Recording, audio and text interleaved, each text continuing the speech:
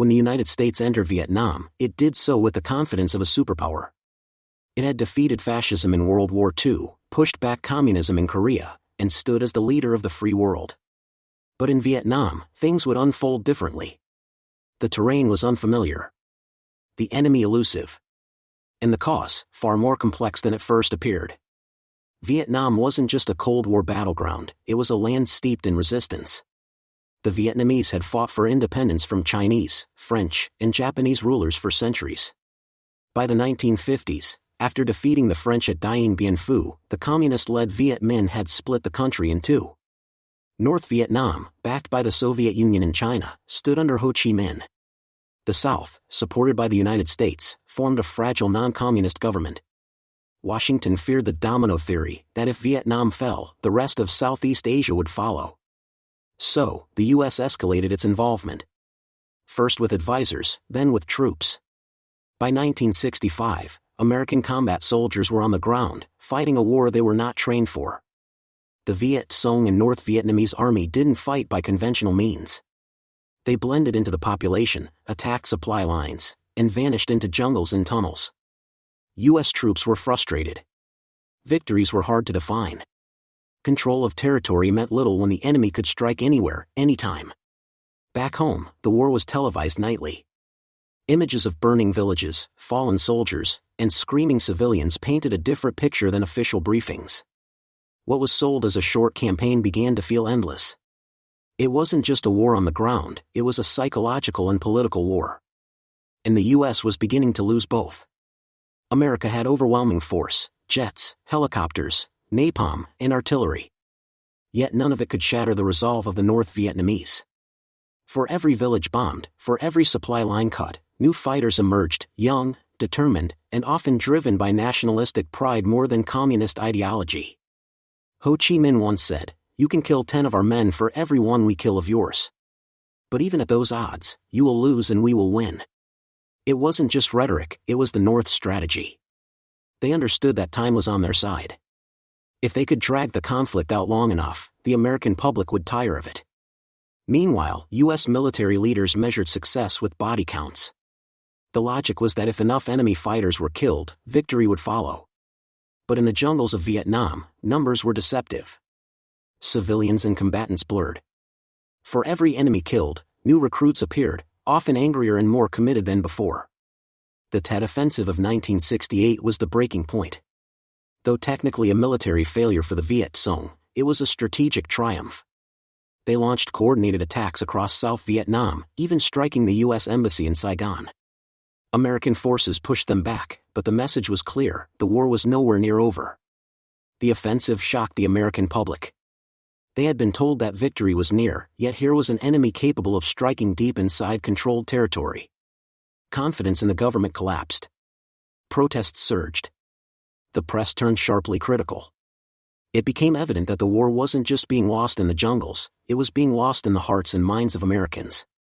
A nation that had once marched into Vietnam believing in its cause was now unsure what it was even fighting for. And the Vietnamese knew that uncertainty was their greatest weapon. By the mid-1960s, the United States was fully committed to the Vietnam War, with over 500,000 troops deployed and billions of dollars spent. But despite overwhelming firepower, air superiority, and advanced weaponry, Washington was fighting a war it didn't truly understand. The enemy was not a traditional army holding cities, it was an ideology, a cause, and a people who had spent generations resisting foreign rule. American commanders relied on strategies developed in World War II and Korea, wars of tanks, artillery, and front lines. Vietnam, however, offered no such clarity. It was a war of jungle ambushes, booby traps, and elusive guerrilla fighters.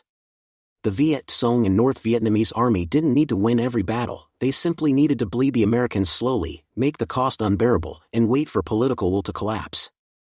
Search and destroy missions aimed to kill as many enemy fighters as possible. Victory was measured in body counts rather than territorial control. But these missions often destroyed villages, displaced civilians, and turned local populations against the U.S. The line between ally and enemy became dangerously blurred. For every Viet Cong killed, several more were recruited through anger and trauma. The American public was told the war was going well.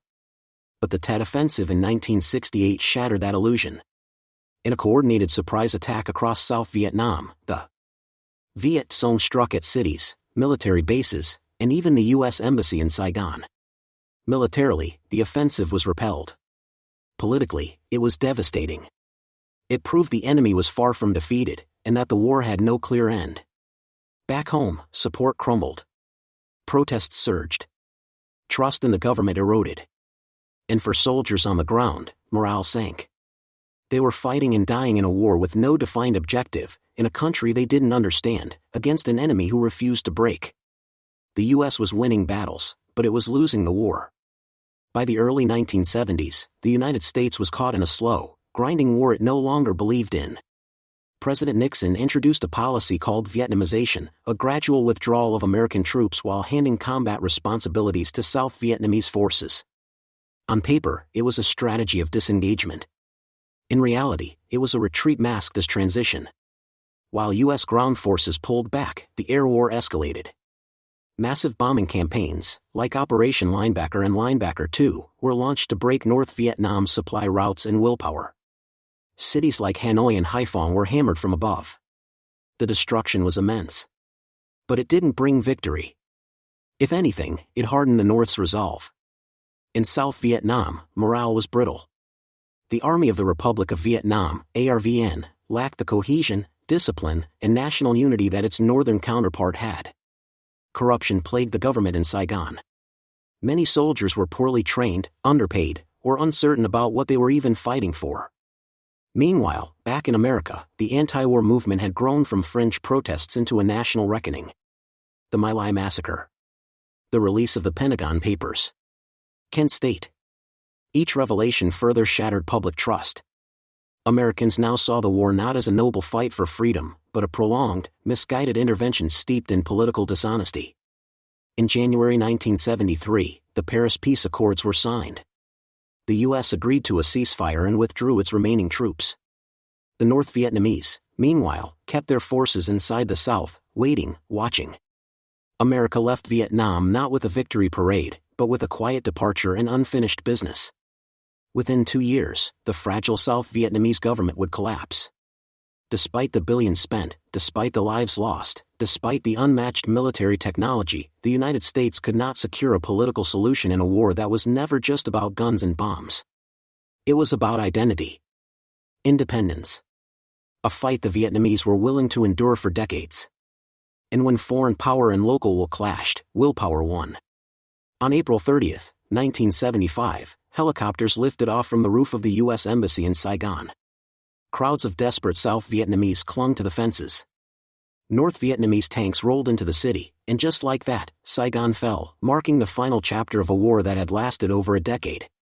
It was an image burned into the global memory, the superpower, humiliated and retreating, as its allies were left behind.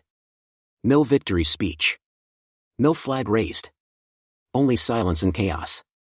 For Vietnam, it was the end of a long, painful journey toward reunification.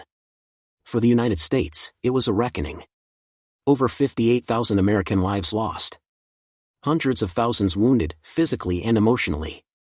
The war shattered public trust in the government, transformed journalism, and sparked a generation of cynicism and protest. The military questioned its own doctrines. Politicians learned that wars cannot be won without public support. And Americans realized that firepower alone cannot conquer nationalism, culture, and will. Vietnam became more than just a conflict, it became a metaphor. A warning. A scar. Yet in the years that followed, veterans returned home often to indifference, even hostility. The trauma of the war lingered, PTSD, broken families, a nation divided. Only decades later would the country begin to heal and honor those who served. And Vietnam? It rebuilt. Slowly. Painfully. The scars of war etched into its land and people. The U.S. lost in Vietnam not because it lacked strength, but because it misjudged the battlefield. It entered with confidence but little understanding. It fought a people who had endured centuries of hardship and were willing to endure more. In the end, Vietnam taught a harsh truth, that wars are not just fought with weapons, they are fought with ideas, identity, and time. And in Vietnam, time was not on America's side.